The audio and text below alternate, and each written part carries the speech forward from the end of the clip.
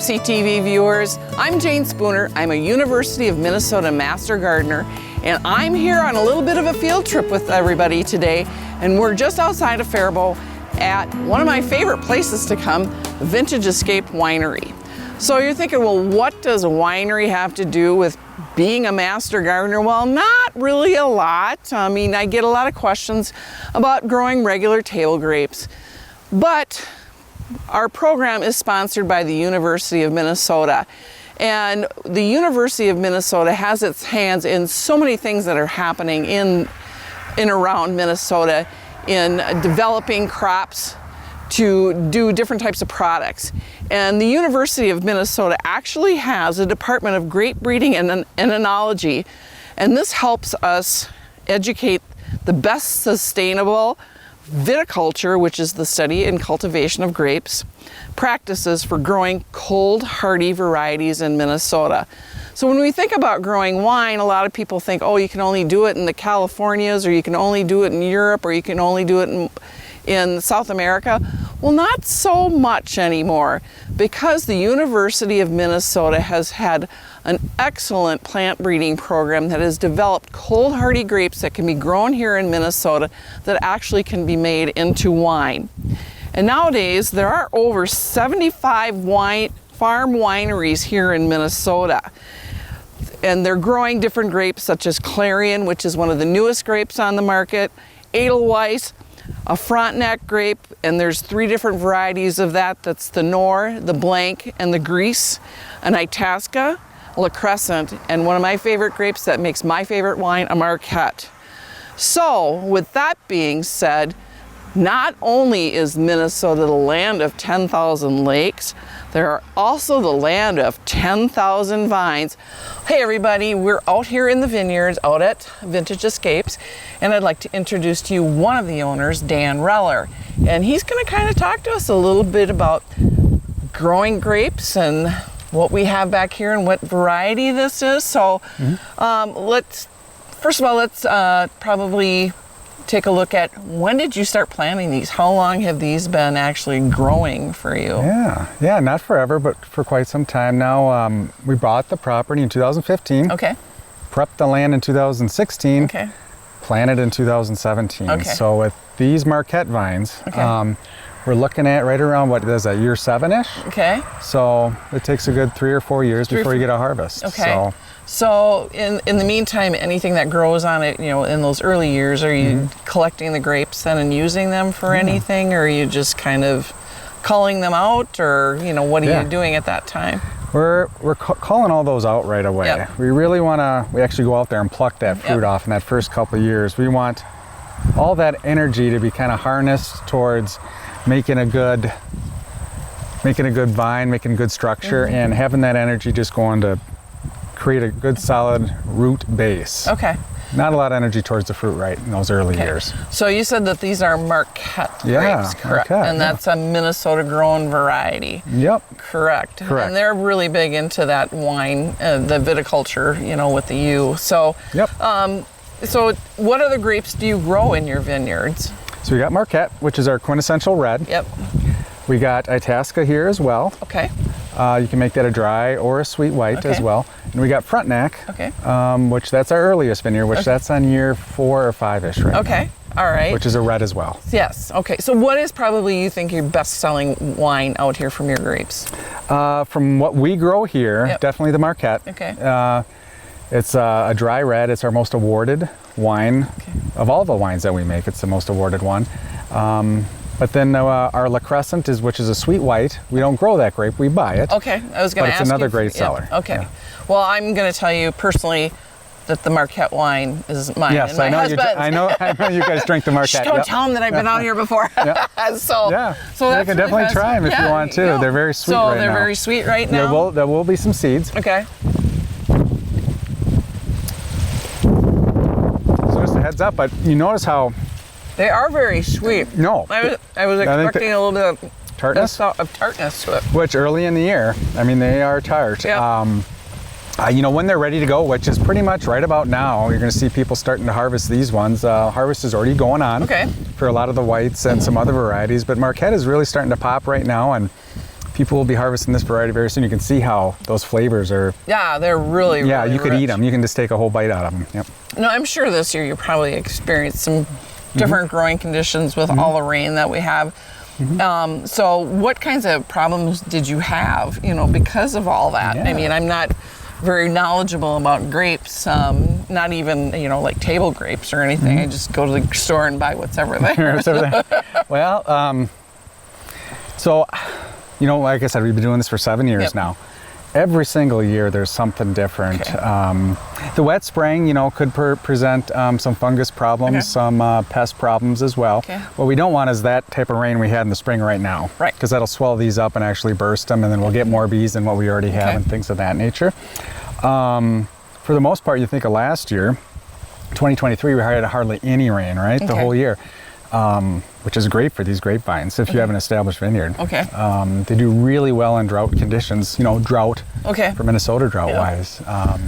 But each year you're going to be presented with a new problem. And I'm not going to predict what next year's problem is. It'll be something. It'll be something, I yes. don't know what yeah. it is. So I don't know what it I is. think, just the amount of questions that we've gotten just generally as master gardeners this year is, okay, I'm getting calls, my lilacs are blooming right now. And it's like, well, yeah, that's because of the year. Mine are blooming at home right now, which is kind of unusual, but Okay. every year presents a different weather challenge.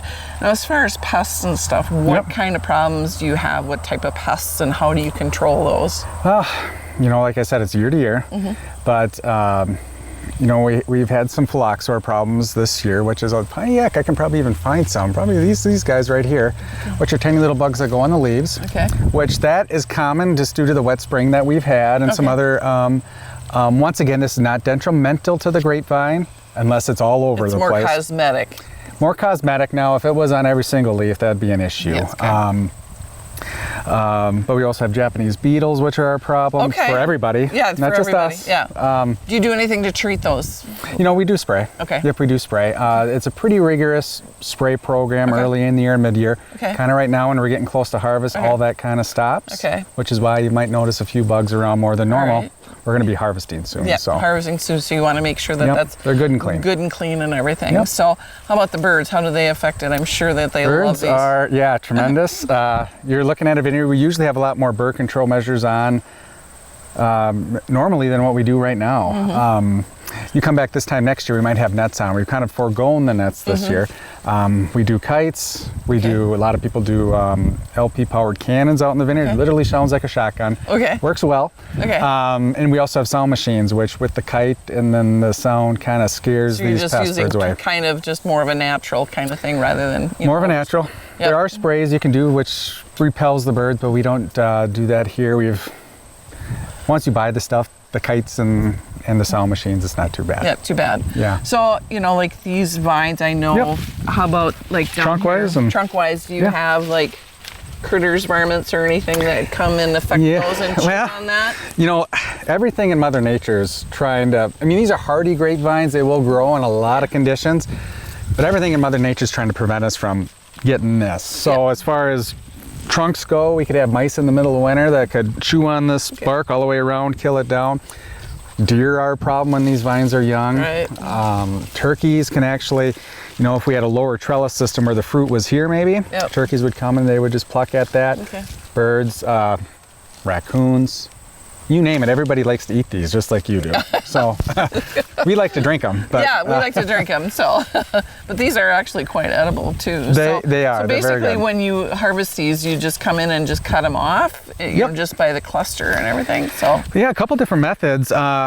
Hand harvesting, which definitely has some benefits in the winery as well. A lot of people in the state of Minnesota are going over to machine harvesting. okay, I was going to ask you that because I've seen some machine harvesting on some videos and stuff. I was wondering if you did that. We do that when we can. Okay. If we can get the coordination. I don't own a harvester, but if we can coordinate that, harvester can come in here and give it an hour and a half, which might take 4 or 5 guys 2 days to do. Okay. So it's efficient. We're here about mid-September, and so is this later in the season that you're going to be harvesting, or are you kind of right on schedule for your harvest time? We are kind of right on schedule. Okay. Now the vineyard 10 miles down the road might be on a different one. Okay. It's very location specific. But yeah, we're kind of right on track, and these things are getting ready to rock. Yeah. Well, it's just, I think, probably how the land slopes, and you've got those little microclimates that are starting to pop up everywhere. Exactly. Yep. I'm sure you're familiar with how the USDA map has even changed, where some of even southern Minnesota is starting to hit that zone 5. So I'm sure you guys watch that a lot. We do, too. yeah, absolutely. So, well, that's great. I can hardly wait till these are harvested and We can take one and chew on it in the winery if you want to. All right, we'll do that. We'll take this guy. It has a nice big head on it. Oh my God. Oops. They're still good. There we go. They're so good. Look at those babies. Okay, so we're going to head back into the winery now, and we're going to see where the magic happens with these. So let's go. All right. Okay, we've come in from outside, from the vineyard where they're growing, and we've picked our grapes. And so now this is where the true magic happens, where we actually get to make wine. So you don't really have any buckets for me to stomp grapes like Lucy and Ethel did. You'll have to pretend. I'll have to pretend. Okay. Yeah. So let's walk through the process, kind of a Reader's Digest condensed version of the grapes come in, what happens? Grapes come in, what happens? Well, we'll kind of give you the short version here. Okay. There's a difference between red wine grapes and white wine grapes. Okay. So let's just pretend for a second that we're getting some white wine grapes, some white grapes coming in right now. Okay. Those we're going to press right away. We're going to put those through the crusher, destemmer, and we're going to press them. All right. We're going to juice them, get them off the skins. We're going to put them in the tank. Okay. Which you can see those big tanks behind us. Okay. And we're going to ferment those in those tanks. Okay. Reds, we're going to take a step back. If reds come in, we're going to bring in those harvest bins and we're going to line them up here. Okay. Still on the skins, still in grape form, and we're going to start fermentation on the skins. That's what gives your reds that bold, tannic consistency. So it's kind of leaching the color. The red comes from the leaching of the skin of the grape. It's not the flesh inside is white, actually, isn't it? Yeah. And so absolutely. You're kind of pulling that color. That's what makes it the red wine. Is that correct? Correct. Yep. Okay. For all intents and purposes, yep, that's absolutely correct. Yep. So in order to start the fermentation process with, like, say, those red grapes, the Marquettes, what do you add to it? I mean, is there anything that you put in it to start that fermentation process? Yeah, absolutely. First of all, there's going to be a lot of testing that goes on during that process. Okay. We're going to figure out our sugar levels and our pH and all that. Once again, the short version. You're probably going to add some yeast, which that yeast is going to turn the sugars to alcohol. Probably going to add some yeast nutrients and things like that. And then you will be testing along the way, testing the process as it ferments, as those yeast turn the sugar into alcohol. Okay. Then it becomes wine. Okay. So once they come in and you start that fermentation process, how long do those sit? I mean, from there, where do they go after? How long does that fermentation process start? 100 different factors into that. Temperature and all these other things. We'll just say 5 days to a weekish. Okay. Roughly, give or take, depending on the variety, depending on the situation. All right. And then do you strain all the stuff that's in there and you put it into a fermentation tank or something, or what happens from there? Well, the reds will ferment right in those bins with the skin on. Okay. And like I said earlier, the whites are already pressed. They're in juice form, no skins on them. Okay. So they'll ferment in these tanks that we have. We have a variety of size of tanks in here just to suit different levels of wine. So the white stuff, you're already filtering out all the pulp and stuff, or does that stay in there as well? Well, right away there's a lot of stuff in there. Okay. I mean, you got to think everything that comes out of the field with those grapes is in that, either in that bin or in that tank. So now it has to go through some type of a filtration process, correct? Correct. You're pretty much right there. Okay. What's going to occur is you got to think that juice is cloudy as it's turning into wine. It could be wine right now and it's very cloudy. Okay. The sediment is going to drop down to the bottom, and then what you're going to do is you're going to, what we call racking, you're going to get another empty tank, all sparkly, nice and clean and sanitized, and you're going to pump off the top, or off of a racking spout, into another tank, so then all the, we'll call it sludge, all the stuff that's left over is at the bottom of the tank. All right. We do that process, and then we can jump over to filtering after we've done that a couple filtering times. that. And so from that process, then how long does it take to then eventually cut to your bottling area? Well, that depends on the wine. Okay. But we got a lot of steps in between. Like some of this equipment right here. Okay. Once again, folks, we're a working winery, so we definitely got a lot of testing stuff and labels all over. But so we're talking about filtering, getting it ready for bottling, the process. This is our plate filter. The wine is in oversimplifying again, but you got little filter pads that go in between each one of these black spacers, and you're gonna push that wine through. Okay. And we do that 3 different times. Think of a tighter and tighter filter each time. So it's just that mesh in there, you know, there's kind of a number that goes with that, I'm assuming. Yep, like a micron level, yeah. Micron level, okay. So kind of like when we were wearing masks. Kind of similar, yeah. Keep those the holes germs become out. smaller and smaller. So you just keep filtering that till it just becomes clear, and then you can kind of go then to the next step, and what's that? Well, the next step, we got a wine pump behind you. Okay. So if people want to see that is all, but so then we'll kind of skip ahead some steps if we want to go right to bottling day. Okay. Which is, occurs after all these filtering, after we did a lot of stuff. White wines could be just a couple of months. Reds, it could be a year from harvest before we're bottling or more. Okay, all right. So it all depends on what wine we're looking at. Yep. For example, so with the wine pump, on bottling day, we're pretty much going to have a food grade hose. It's going to hook up to the tank you're bottling. It's going to pump it through. It's going to go through another filter, which is what we call an absolute filter, which gets out any microscopic, you can say bacteria, but it's not really bacteria that hurts you or I. It's bacteria that could spoil the wine, per se. Goes from that filter into our bottling, and we don't have a big fancy bottling line. We kind of have little stations. So this is our 6-pout gravity bottle filler. Like I said, we're very stage and very manual here. But it'll get pumped into there, the bottles will get filled up, and then essentially go from here over to our corker, and kind of never mind all of our stuff we got going on here. Go over our corker, which is distill one at a time, and we kind of push the buttons and go from there. This is kind of maybe the final product, as you can see here. Then after we got the cork in, we do a capsular, and then we're gonna put the label on, which is our labeling machine right over here.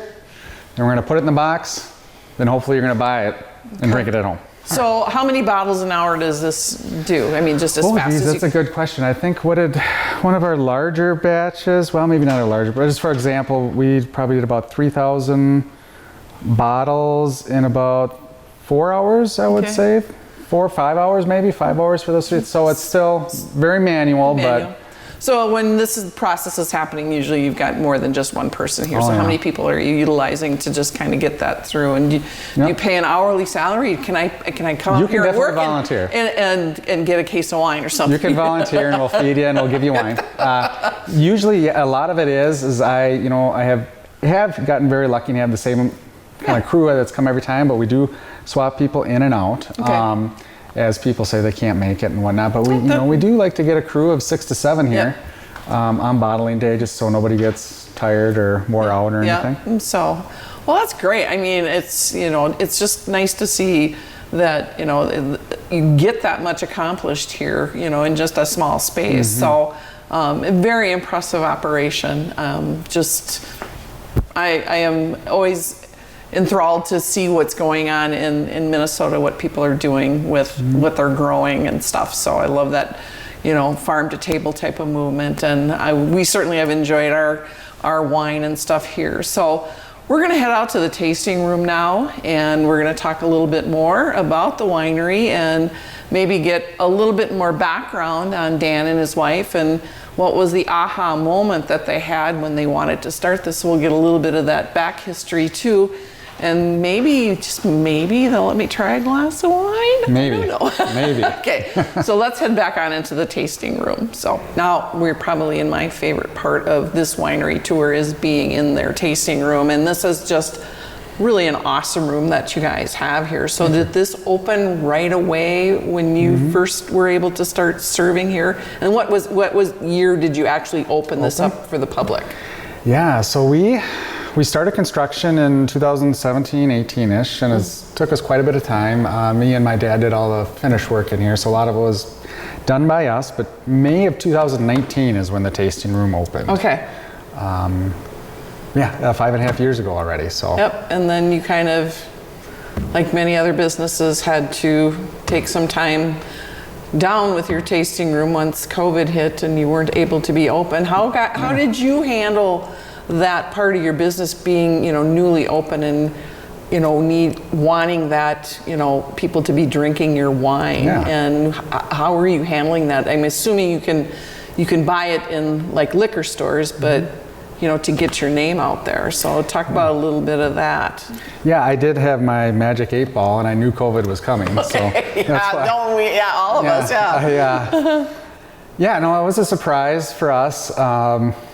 It was really weird because it was 2020. We opened up in 2019, so we didn't really have like a base. Yep. We were so new that we didn't know what a norm was, which maybe ignorance is bliss at that point in time.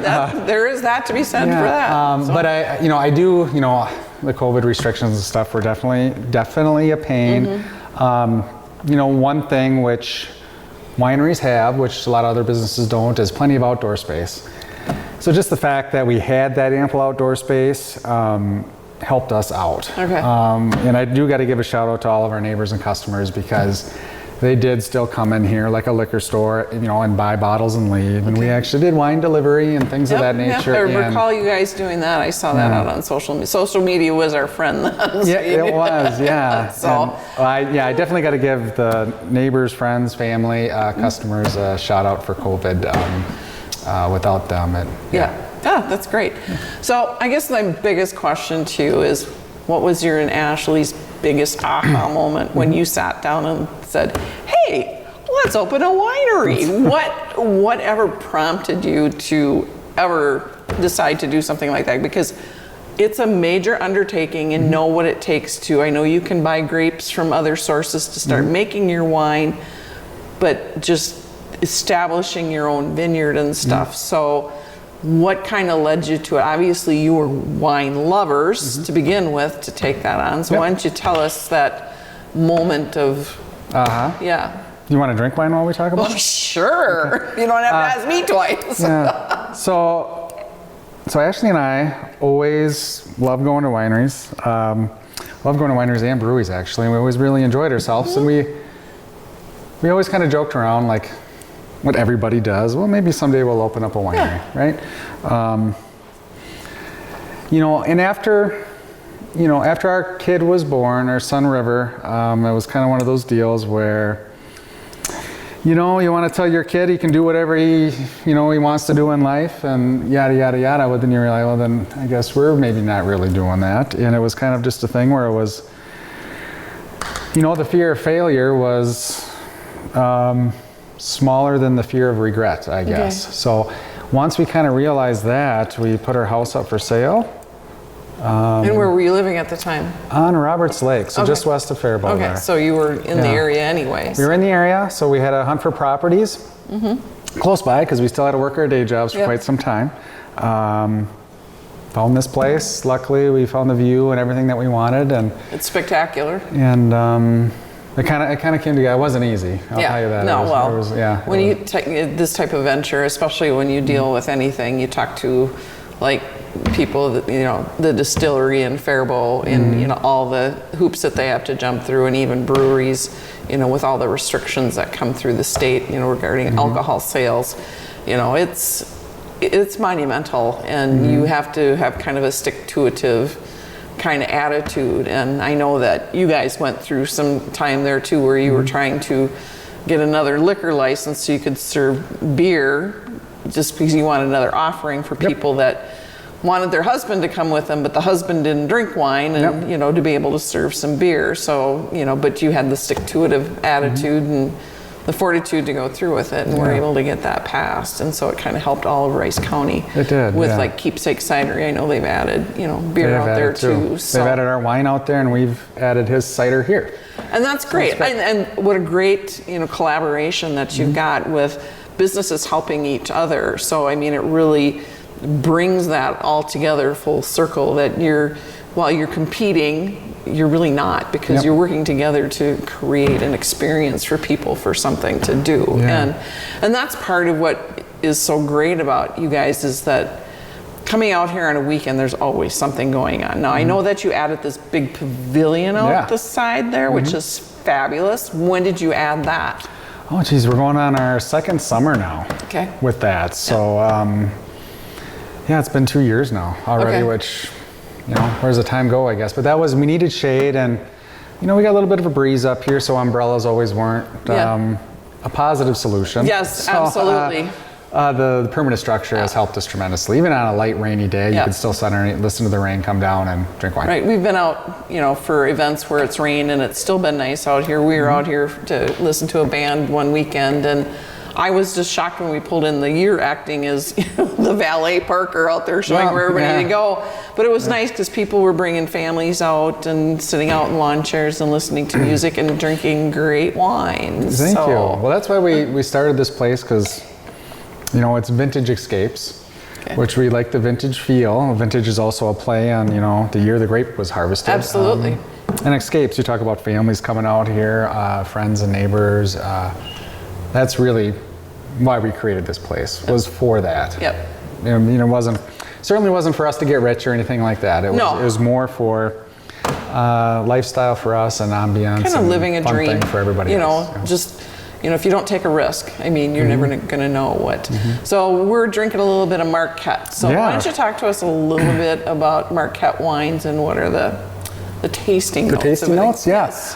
So Marquette, that's where we were, just in the vineyard.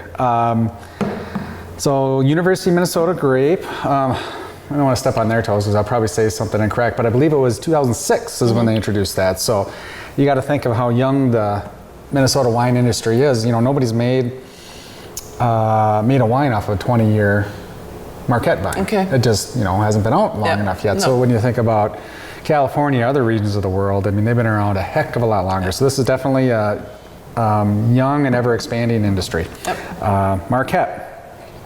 Once again, I don't want to incorrectly state things, but how I always tell customers, it's great grandpa's the Pinot Noir grape. So, and I think if you think of Pinot Noir when you drink it, you'll definitely see some similarities. But if you think Pinot Noir with earth and spice, there's always some dark cherry notes in there, but a lot of spicy notes as well. Yep, and you can definitely smell some of the earthiness and the aromas as well. Yep. I said, but it is, I do. You gotta like a dry red, but this is one of our best sellers. Well, funny story about my husband is he was never a wine drinker, and I got him to join wine club with me. That was when wine clubs were a really big deal. The liquor stores would do it, and he went very begrudgingly. Just he was placating his wife, and he goes, I will never drink a red wine, never. Because we were kind of at the time new to wine drinking, and we drank like a Chardonnay or a white Zinfandel, really cold. And we got to start tasting some really good red wines, even to the point that he took me to wine country. We went to Napa and Sonoma, and that's all that he would drink out there. And we always had to laugh when the movie Sideways came out. He was kind of like Paul Giamatti, I am not drinking any Merlot. And now that's all he'll drink is red wines. It's very rare. So, we kind of made a convert of him. And this is, we walk in and you guys go, oh, here's your Marquette. And you just set it on the counter. So. We love it out here. And like I said, you guys have a lot of events coming up. I know you've got your Hollow Wine Trail, but you've got something special coming up in October. And I think I've seen it advertised correctly that this business is veteran owned. And thank you for your service to our country. Thanks for your support. Yep. Thank you. My husband and I truly support that. We both had fathers that served in the military, mine in the Air Force. My father-in-law in the Navy. So this is something that's coming up here in October. It's called a Military Wine Label Reveal and Celebration. And without giving out too much, just tell us a little bit of what your inspiration was for it and what will we see happening at this. So October 12th, we're going to be releasing this military wine label. It's going to be on our Marquette line of wine. So we got a different label coming out for each branch of the service. Without giving too much away, think World War II, 1950s vintage. Oh, okay. So I think people really kind of know what I'm talking about. I think they're going to get a feel what's going on, but we're extremely proud of them. We had a great designer that we worked with. We really wanted to do each branch justice, and there's a lot of military guys that come in here, and I like to talk with those guys, and I know when I see each one, like the Navy or whatever branch, I know they're going to be happy. I know they're going to want to buy that bottle of wine and put it on their shelf when they come and see it. So, secondly, what we're doing is we're donating a percentage of the sales to Tunnel to Towers, a bottle sales, which, if you're not familiar with that, it's first responders and military vets. If you die, don't come home, they pay off the mortgage of the surviving spouse and kids. Wow. Or if you're catastrophically wounded, they'll come in and gut your house, make everything handicapped accessible, so the spouse can take care of that vet or first responder, just to make their life a little bit easier, and they don't have to worry about going from two incomes to one. So we're very excited about that. And on that day, we got a whole bunch of different events going on. We got music all day, pretty much. 2 different great musicians. We got a veteran-owned food trucks. We're gonna have some prize drawing. We're hoping to have a patriotic dress contest, so people come, wear your red, white, and blue. There will be good prizes. And then we're gonna have a big reveal ceremony, and then we're gonna open up the sales for these bottles. And it is a different vintage than what we're drinking now, so that's gonna be fun. We'll be able to taste something new. And it is a little different than this one. And I actually really, since you guys are Marquette people, I'm really excited to see what you think of the new vintage coming out. Well, I'm excited for it. And I just love the way that the community of Faribault really embraces our veterans, with you doing something like this. I mean, our airfield is named after Elizabeth Strophus, who, was, a world, it was involved in the wars as a pilot. And then even like our hometown heroes banners that going through town, my father had one hanging there, and it's always nice. I always look forward to those every 6 months to see who else is displayed up there. So we really do embrace that, I would agree. Culture, that veteran culture, and support them and that. So, well, this was just a great opportunity to come out and just visit with you. I mean, we don't get this chance when we come out because you're always super busy, and to just really. You're super busy drinking wine. Well, that's that's true. So, and even eating some of your charcuterie plates and stuff. We got food as well. Yeah, we got food as well. So that's really nice. So, is there anything else you want to add that you want to share wonderful, things about wine, for us? So yeah, I guess I will add, we got another event coming up in the end of October. Halloween Trail. I mow a trail, and we have I'm oversimplifying again, but we have tasting stations, so you can dress up, go walk around out in the countryside and taste some wine in the process. And then, just thanks to the community for supporting us. Without repeat customers, we'd be broke and closed up a long time ago. So And then what are some of the local liquor stores we can find your wines at? Yeah, so we got Bauer Southside Liquor in Faribault, we got Haskell's, and we got Hy-Vee in Faribault. Okay, great. So if you can't make it out to the winery, support them. You can go ahead and support, our local liquor stores in town to support this wonderful vineyard that we have here in Faribault. So with that, we're gonna say salute and happy digging, everyone.